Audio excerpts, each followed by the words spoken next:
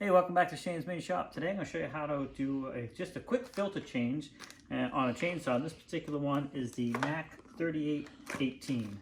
The first thing you want to do is 2 screws on top here. I already got one loosened up here. And we'll get the other one loosened up.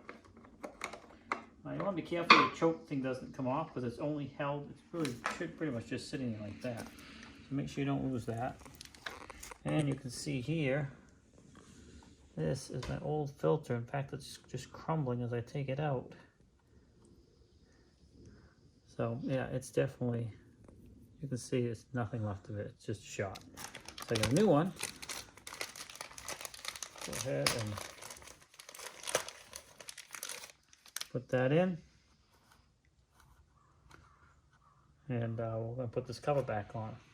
I know this is a quick video, but this is something really important. If you don't have good airflow, it's not good for the engine, not good for the saw, and in some cases it just won't run good. What we're going to do is, again, make sure that choke control is in the right spot. Go ahead and put these screws back in, tighten them up.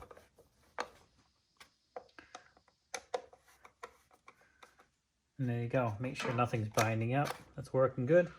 And that's all there is to it. Hey, thanks for swinging by Shane's Main Shop. Please like, subscribe, comment.